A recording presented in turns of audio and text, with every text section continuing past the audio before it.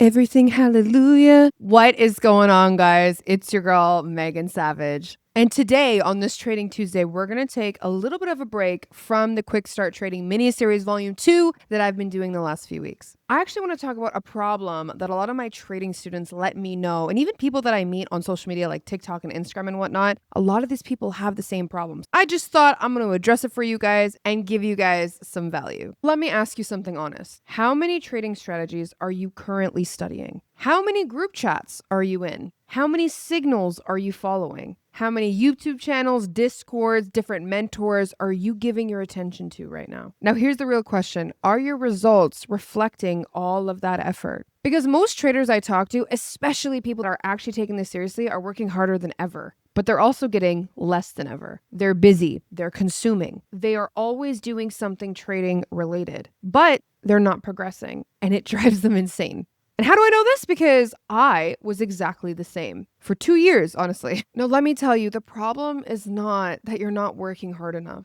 The problem is you're working hard on too many things at once. And today I'm going to talk about a concept that completely changed my view on this and honestly changed my life, not just in trading, but my actual life. It's called Essentialism. If you've been feeling overwhelmed, spread thin, or just completely exhausted from trying so hard all the time, but you're not going anywhere, this one's for you, and you can thank me later. Essentialism is very simple. It's the disciplined pursuit of less, but better. It's not about doing less because you're lazy. It's about doing less because you figured out what actually matters. And you decided to put all your energy into that instead of spreading yourself across 20 other things that don't actually move the needle. Think about it like this. Imagine you had a fixed amount of energy that you have every day. You can either spread it across 10 different things and make a tiny bit of progress on each, or you can put all of that effort into one direction and make massive moves every single day. Most traders are living their life in the first version that I just mentioned. And then they wonder why they're not growing. First, let's talk about the truths.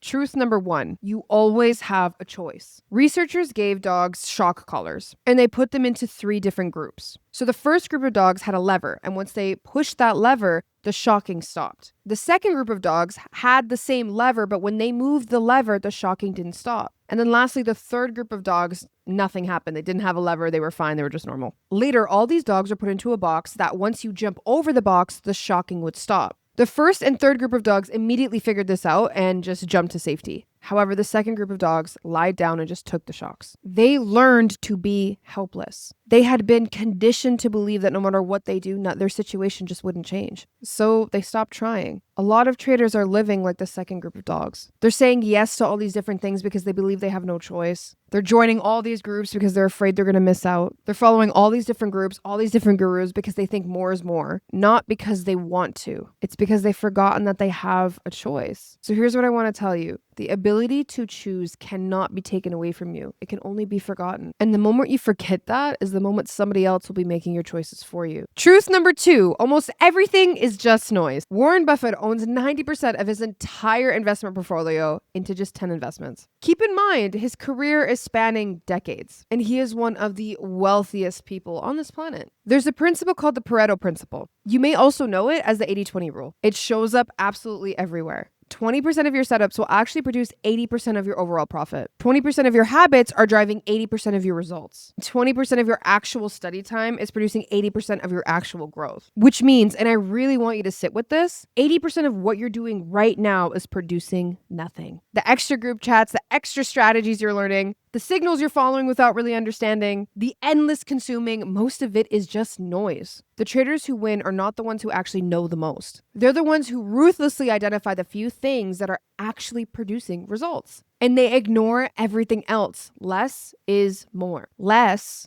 but better. Truth number 3, trade-offs are real, and you need to start making them deliberately. Every yes you give is a no somewhere else. Every hour you spend reviewing somebody else's trade is an hour that you're not doing something to help your own progress. So that means every time you say yes to doing something, whether it's out of guilt, out of people pleasing, or out of not wanting to rock the boat, it is an evening you didn't spend building the skill that you need to in order to save for retirement or to travel or to get out of your 9-to-5. And I want to ask you something. Who is actually deciding what you do with your time? Is it you deliberately, or is it everybody else's agenda for you. Southwest Airlines actually became the best performing stock in the S&P 500 for, I believe, 30 years. In the airline industry of all places. Because their CEO made ruthless, deliberate trade-offs. No meals, no first class, no assigned seating, point-to-point flights only. He knew exactly what they were and exactly what they were not. And every decision that he made reflected clarity. Another competitor actually tried to copy their exact model while keeping everything that they had. They spent hundreds of millions of dollars and ended up with actually nothing. You need to know exactly what you are as a trader right now and exactly what you are not. The traders who are trying to be everything are the ones that will go nowhere. So now I'm going to talk to you about the paradox of success. And it goes something like this. Phase 1, you get clear. You find your edge, you know exactly what you're working towards. And because of the clarity, you start getting results. Phase 2, because you're starting to get results, people start to notice. You become the go-to person. Opportunities just come flooding in. Invitations, requests, collaborations, all good things on the surface. Then there's phase 3. All of those opportunities, which sound great, are actually new demands on your time and energy. You start taking them on and you start to spread thin. Phase 4. You start to now lose that clarity that you had in the beginning. The clarity that actually made you successful in the first place. Your focus dissolves, your results slip away, and now you're working harder than ever, but getting less than ever. This is not a character flaw. This is a predictable pattern. And I see it happen to a lot of traders that are trying to become consistent. The moment things start clicking is the moment you become very susceptible to this trap. It's actually when you're most vulnerable because success attracts noise. If you're not ruthlessly protecting your focus, the noise will win. The only way out of this cycle is to be deliberate, to keep asking yourself, even when things are going well, especially when things are going well, what is the most essential thing I should be doing right now? And then have the discipline to say no to everything and everyone else. Let me tell you a quick story about Ryan. Ryan had a really good job, but like most people, he felt trapped with the same hours, a job that he hated. He felt underappreciated, overworked. He discovered trading and he felt a shift, like most of us do. He knew that this was his way out. He had a brand new wife at home that he wanted to, start having kids with. But he knew if he wanted to make more money in order to afford his family and be able to provide for them, that he's going to need to work more hours, which defeats the purpose of having a family if you're never going to see them. His wife also dreamed of traveling, and even though it wasn't his thing,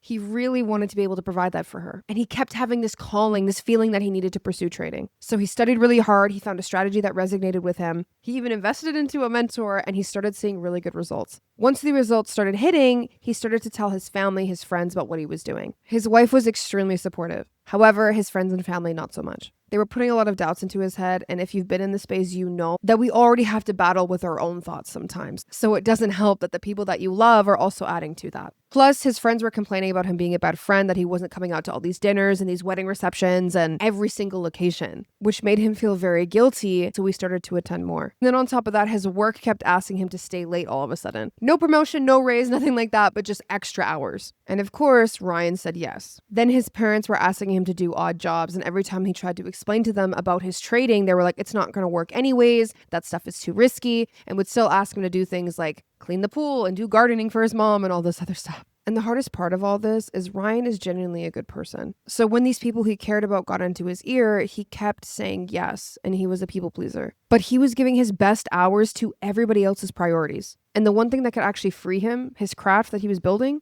kept getting pushed to whatever time he had left, which eventually became never. Months passed, all his results he was getting wiped away, and there was no real progress from there. He was still trapped, and now he's busier. And here's the real truth about a 9-to-5. It will never care about you. It will take what it can from you, and it will decide your worst. Now, if you're passionate about your job, that's a completely different story. But I do want to say at least 80% of the population is just working to pay the bills. Trading was his alternative. But trading will only deliver its results if you're willing to protect the time needed to actually master it. Luckily, after months and months, Ryan came to realize that and is now stacking up the funded accounts because he took the time to actually master his skill. Unfortunately, I see this happen way too much in the trading space, and then people tend to blame trading and say, oh, it just wouldn't work, when really they wouldn't work. Saying yes to everybody else and no to your craft is not a kindness. It's self-sabotage dressed up as generosity. So now, knowing all this, I'm going to give you guys some tools to take home and use. First, I'm going to give you the 90% rule. Every time a new opportunity comes your way, a new strategy, a new group, a new collaboration, anything, I want you to rate it. I want you to score it from 0 to 100. If it scores anywhere below 90%, it is a no. That's it. No, maybe I'm going to try to make it work, or maybe I'll see. If it isn't a clear, defined, enthusiastic yes, it is a no. Because here's what happens when you let in the 70s and 80s. You fill your life with things that are sort of useful, kind of interesting, probably fine, and they end up crowding all the space of things that could actually be great. The 90% rule forces you to be honest with yourself. So if it ain't a hell yes, it's a hell no. Tool number 2, the essential intent. Here's a question I want you to ask yourself. What is your number one trading goal right now? Not your goals, your goal, singular. Because if you can't answer that in a clear, concrete sentence, you can't eliminate anything. And you don't know what you're eliminating for. You can take this and use it for anything in your life. What is your main goal with your life right now? This concept is called essential intent. And it's the idea that one decision made clearly and specifically eliminates 1,000 future decisions. For example, if your goal is I want to pass a funded evaluation in the next 6 months using one strategy, journaling my trades every single day. That's a real essential intent. Every other decision now has a filter. Does this move me towards my goal? Yes or no? Without that clarity, you're just reaching for whatever's in front of you. And reaching is how you end up doing everything and achieving nothing. So after this video ends, write down your goal. Drop it in the comments if you want. This one goal, if you achieve it, everything will change in your life. Tool number 3, protect your sleep. This is the last one, and this will be probably the most underrated. And I know you're probably like, Megan, whatever, I don't have time to do everything. Just bear with me for a second. A Harvard Medical School professor actually did research on what happens to your cognitive function if you're sleep deprived. So in his findings, if you constantly pull all-nighters or if you're constantly getting like 4 to 5 hours of sleep every night, you're producing cognitive impairment equivalent to having a blood alcohol level of 0.1%. That's legally drunk in most countries. And it just gets worse the longer you do it. Now, I want you to think about this in the context of trading. Now, you should not be sitting down at the charts after you've had a few drinks. Listen, when I was a beginner, I had a full bottle of wine and went down to trade. Let's just say it was not a good time. A very expensive mistake. But having that sleep deprivation is literally destroying your trades on a daily basis. Staying up doing research or doing assignments or trying to learn how to trade is actually hindering your trading process the most. The best performers in trading, in sports, in anything are not sleeping less. They're actually sleeping more. Sleep is not a reward for when the work is done. Sleep is part of the work. So here's the bottom line. The non-essentialist traders say yes to everything.